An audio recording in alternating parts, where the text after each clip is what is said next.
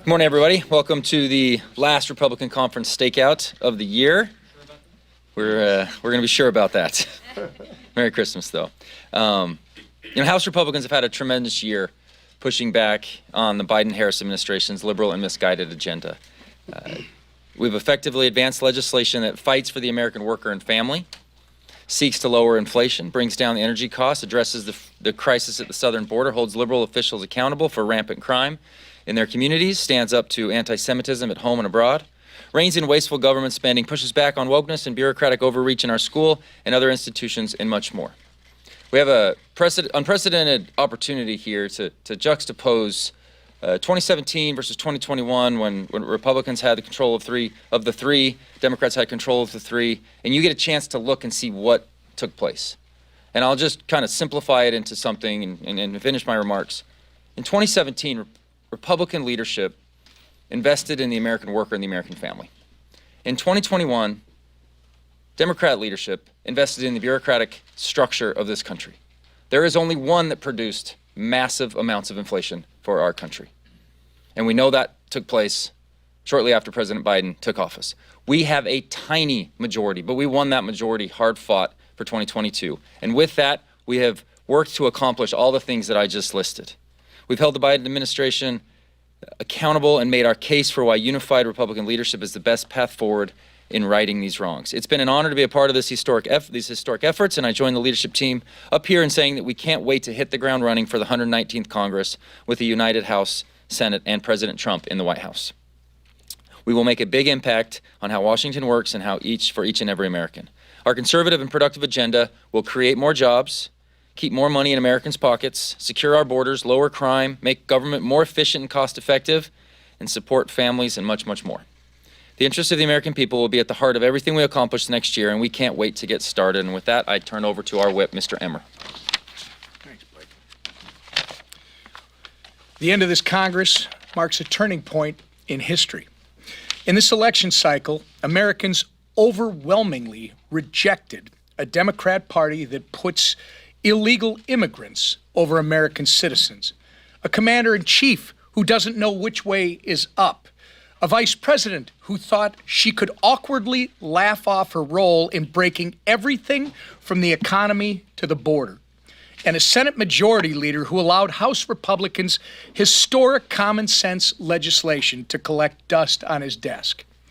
Americans chose a new era. Our 47th president, Donald J. Trump, will make his triumphant return to the White House in 34 days. And he's ushering in a new golden age of America. Under President Trump's leadership, our Republican trifecta will hit the ground running on day one to undo the damage Democrats have done by securing the border, fixing the economy, unleashing American energy, and extending the Trump tax cuts. We will also work with President Trump's outstanding cabinet picks to deliver on our America First agenda. These guys will shake up the status quo here in Washington, which is exactly what Americans voted for and what they want. I must confess, I'm looking forward to a cold Christmas in Minnesota, but I think I can speak for everyone on this leadership team when I say we also can't wait to come back here in January to get the job done. And with that, I turn it over to our majority leader, Steve Scalise. Well, thank you, Whip. And, for the gentleman from Minnesota, I know the cold weather can't be cold enough. It's probably warm for you right now. I want to open up by wishing you all a Merry Christmas. And we have a lot to do the rest of this week, but we all look forward to getting back home to our families and enjoying a great Christmas as we get ready for what will be a very busy and productive new year, and a really important new year for the American people as we turn the page from the last 4 years of this disaster that's been the Biden-Harris administration.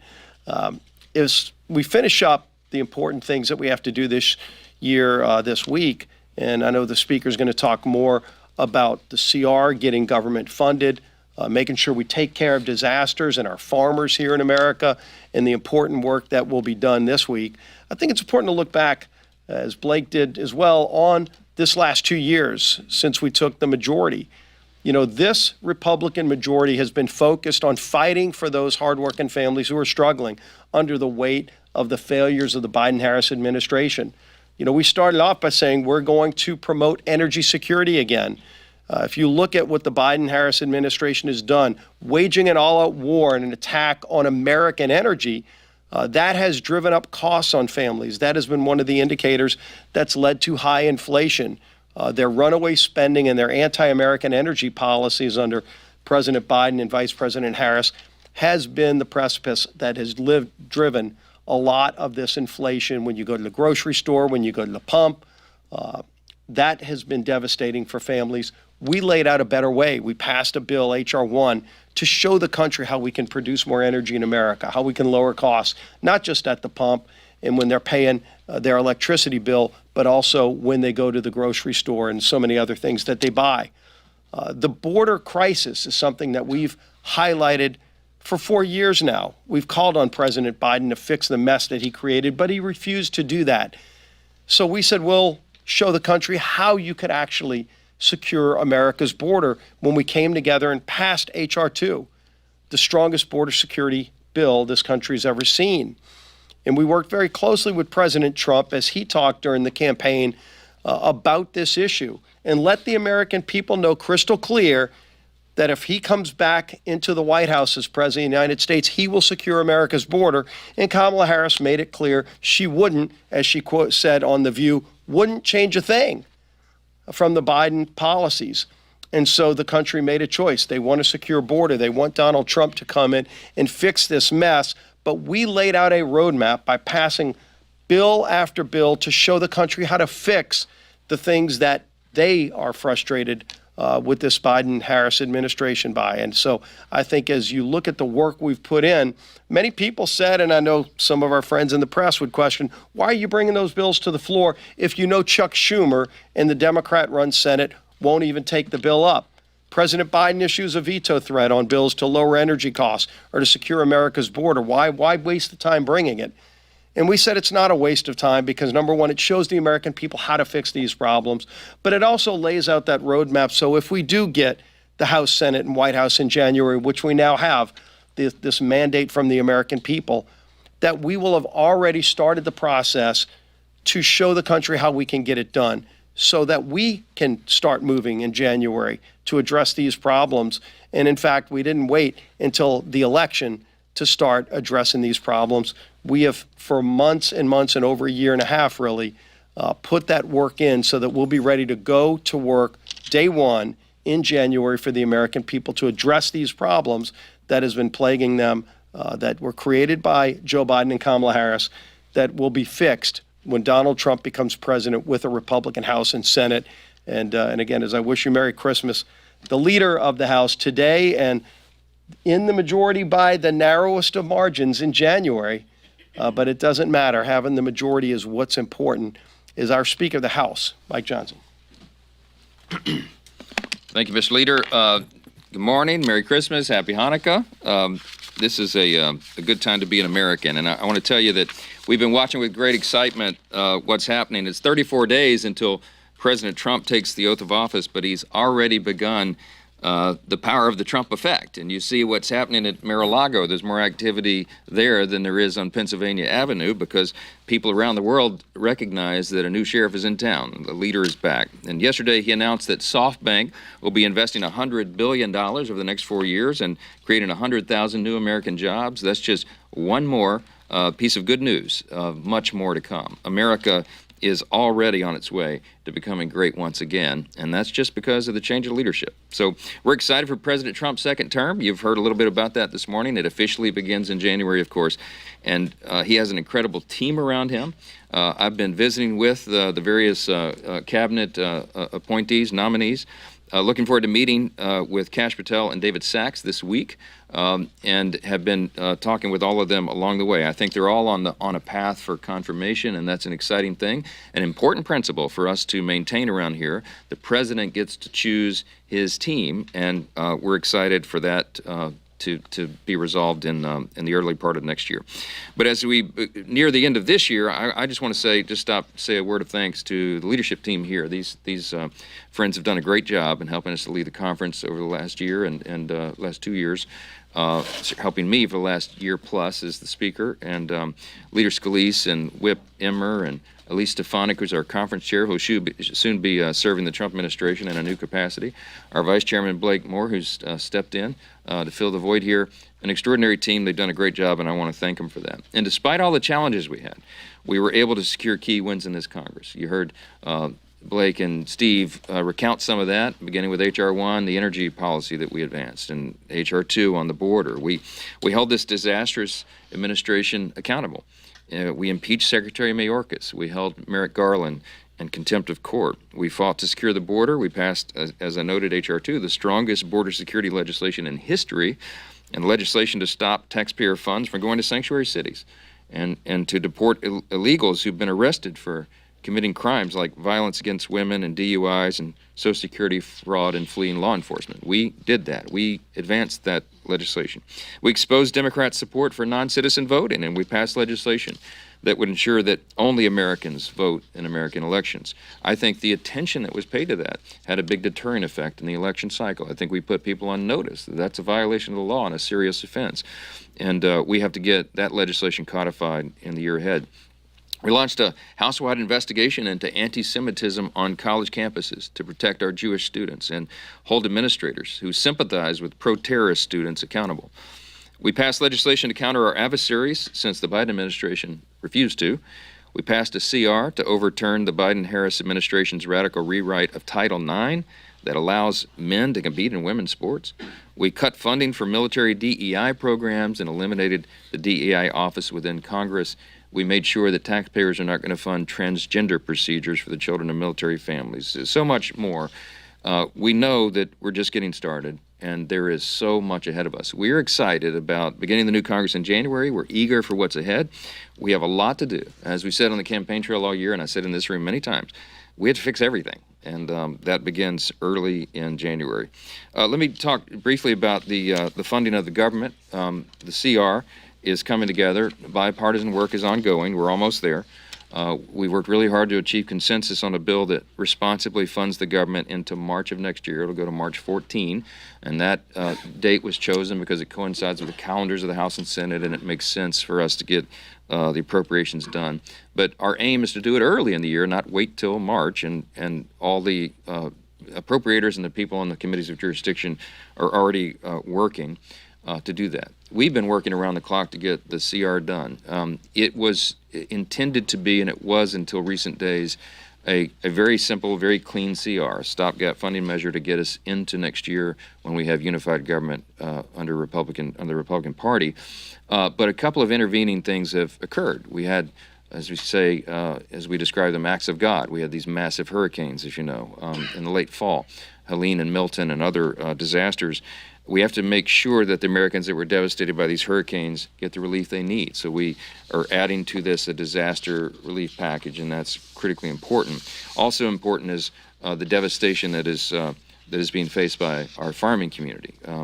The agriculture sector has really struggled. They've had effectively 3 lost years, and commodity prices are a bit of a mess, and you've got input costs that are skyrocketed because of Bidenomics. You put all those factors together, droughts and all the other conditions, and you have a lot of small family farms and ranches and people who supply the food for the country in dire straits right now. And so Congress recognizes that need, and so we've had to add a little bit to that as well. So what would have been a very skinny, very simple, clean CR has been added. These other pieces have been added to it, and a couple of things that are related to all that. But I'm not going to get into much more detail because it's almost done. But we do expect text today, and we are going to try. Let me answer your question in advance. We are, I believe, in the 72-hour rule. I've said that to all the House Republicans this morning. I believe we ought to try to pass this on a rule to go through regular process. We're committed to all of that. We're going to take care of these obligations and get this done. And then we're going to go to work in unified government in the 119th Congress that begins in January. Last thing I'll note, today we'll be voting on the Midnight Rules Relief Act.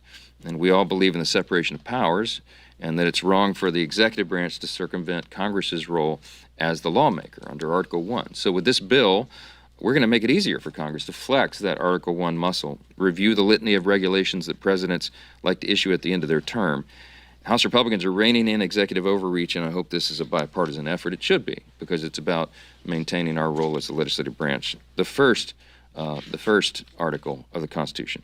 With that, I'll take a few questions. Chad. Speaker Johnson. Good morning. Thank you.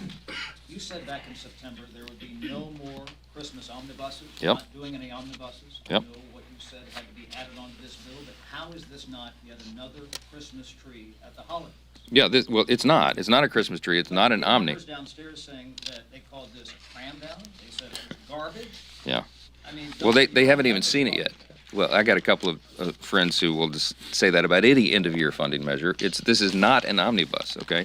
This is a small CR that we've had to add things to that were out of our control. These are not man-made disasters. These are things that are that the federal government has an appropriate role to do. So I wish it weren't necessary. I wish we hadn't had record hurricanes in the fall, and I wish our farmers were not in a bind so much that creditors are not able to lend to them anymore. We have to be able to help those who are in these dire straits, and that's what the volume of the pages to this is. So it is not an omnibus. This is a CR.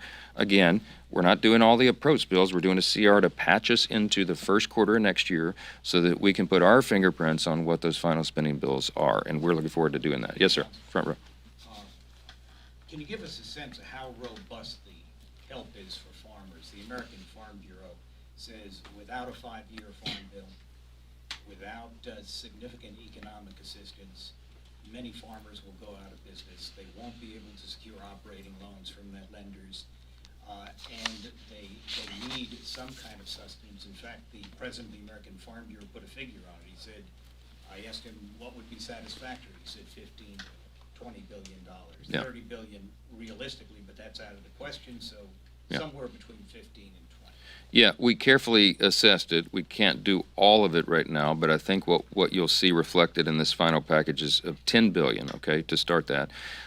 In addition to that, the USDA moved some things around, and they've added $2 billion for specialty crops that they announced in late November. So help is on the way, and I've talked in the last 24, 48 hours to a number of the leaders in the ag community who say they are greatly relieved by that. They understand it's not everything, but it is something to bridge that gap and allow the lenders and the creditors to help those who are preparing to put the crops, plant the crops in the spring.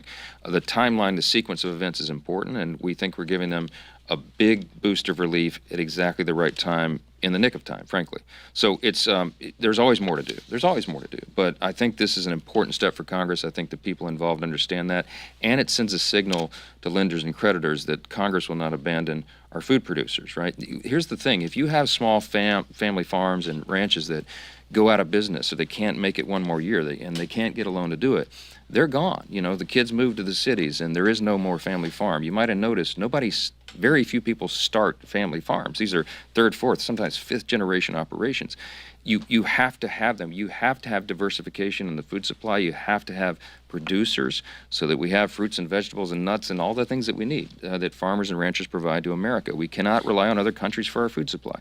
The food supply is directly related to national security. So all these things are being factored in. Congress is doing the very best it can under difficult circumstances, and I think that'll be a big boost to the industry. Let me go. Last Yeah. question.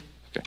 First of all, are you confident that you can get a majority of your own conference about this CR? And if not, are you worried that could trigger some of the support for the speaker vote? No, I'm not. Look, I'm not worried about the speaker vote. We're governing. Everybody knows we have difficult circumstances.